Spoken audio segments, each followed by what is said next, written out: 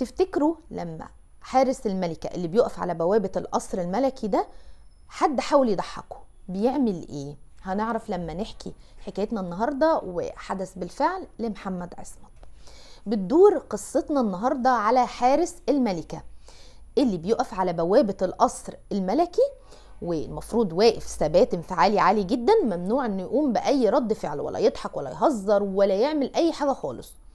بيحكي بطل قصتنا ان هو بيتعرض لمضايقات كتير هو وزمايله اللي واقفين على البوابة بتاعة القصر الملكي، المفروض ان هم حراس الملكة، ان هم بييجوا يضايقوهم، يشتموهم، يهنوهم، يهزروا معاهم، يضحكوهم، يحدفوهم بطوب بأي حاجة، والمفروض ان هو ولا يعمل اي رد فعل نهائي. بيقول في يوم كان المفروض ان انا هقوم باجازتي، فكان المفروض ان انا اعمل التعليمات مظبوطه كلها علشان اقوم بالاجازه وما يحصليش اي عقاب من القائد بتاعي. بس في اليوم ده كان يوم صعب قوي، كل شويه حد يضايقني، كل شويه سياح كتير يجوا يتفرجوا علينا ويضايقونا يهنونا زي ما انا حكيت لكم. بس حصل حاجه غريبه قوي، كانت في مرشده سياحيه جايد لوفد جاي سياح يتفرج علينا. لقيت الست دي بتقرب مني بطريقه غريبه قوي، عماله تقرب ومبرقالي عينيها جدا، وفجاه فتحت بقها كانها بتصرخ بس من غير صوت نهائي. ملامح وشها رعب رهيب، رعب، انا اترعبت من ملامح وشها وجحوظ عينيها والصريخ اللي في ودني بس من غير نفس.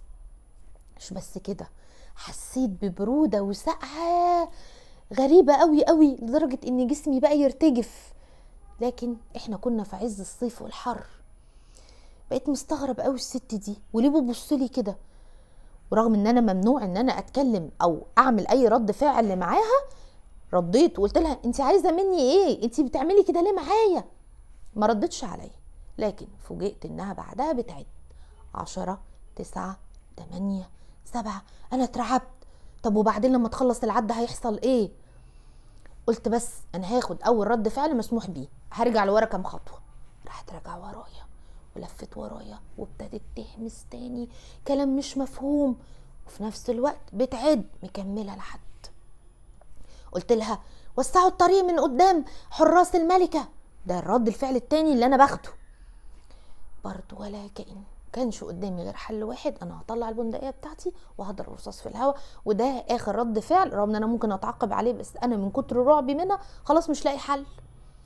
بس القدر انقذني لما لقيت مجموعه من السياح كتير قوي قوي، هي دابت وسطيهم وفجاه اختفت ما شفتهاش. الموضوع ده فضل معلق في ذاكرتي كتير. روحت بيتي وفضلت كل يوم احلم بيها واشوفها في كوابيسي.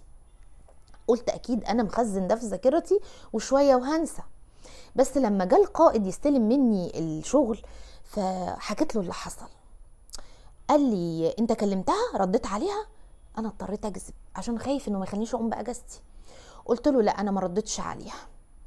قال لي كويس، وادى تحذير ليا ولزمايلي لو شفتوا الست دي تاني ما حدش ابدا يكلمها ولا يعمل اي رد فعل. بصينا لبعض كده واستغربنا هو بيقول كده ليه، بس خلاص ما قلتش وما حصلش حاجه ومشيت روحت. يوم التاني التالت، في يوم كده كنت طول النهار بره وبرضه مراتي كانت مع اسرتها، رجعت ما قدرتش ورحت نايم على طول. قلقت كده لقيت مراتي نايمه جنبي ومغطيه وشها بالغطا وما بتردش عليا خالص، حتى لما حاولت اهزها كده واقول لها انت جيتي امتى ما ردتش عليا. قلت خلاص بقى هي جت تعبانه وانا ما حسيتش الوقت متاخر. وبعدين فجاه سمعت خبط على الباب الشقه بتاعي او باب البيت، خبط رزع رزع رزع، كانه رزع بيرزع في قلبي انا من كتر خوفي وقلبي اللي بقى يرتجف. ايه الخبط الغريب ده؟ مين اللي هيجي في الوقت ده والدنيا بتمطر؟ حاولت الاول كده ايه اقول لمراتي قومي كده شوفي مين على الباب، لان انا مرعوب مش عارف ليه، خفت لاكون الست المرعبه دي هي اللي جالي على الباب عرفت مكاني وجايه ورايا، ده الخاطر اللي جالي. بس مراتي ما ردتش عليا، قلت بس ده في 7 نومه خلاص بقى امري لله هقوم.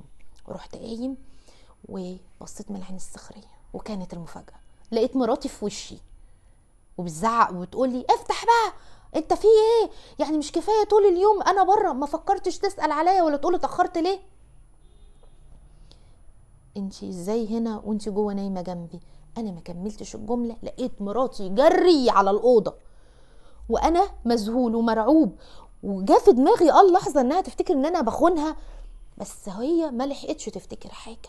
شافت الست المرعبه دي في الاوضه، يعني هي اللي كانت جنبي مش مراتي، وبتعد 10 9 8 بنفس الريتم ده.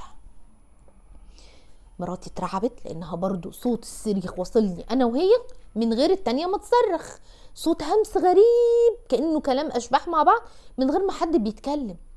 خدت مراتي ورحت جاري على المطبخ وقفلنا الباب بالمفتاح، وحسينا بصوت خطواتها طالع من اوضه النوم رايح على باب الشقه، ومن شباك المطبخ شفناها طلعت وهي مكمله قعد. انا ما عنديش تفسير للي حصل، لكن انا بقول لكم الكلام ده علشان لو شفتوا الست دي تاني اوعى حد يكلمها ابدا. من يومها ما شفتهاش تاني خالص، وبحمد ربنا وبدعي ان انا ما قابلهاش تاني.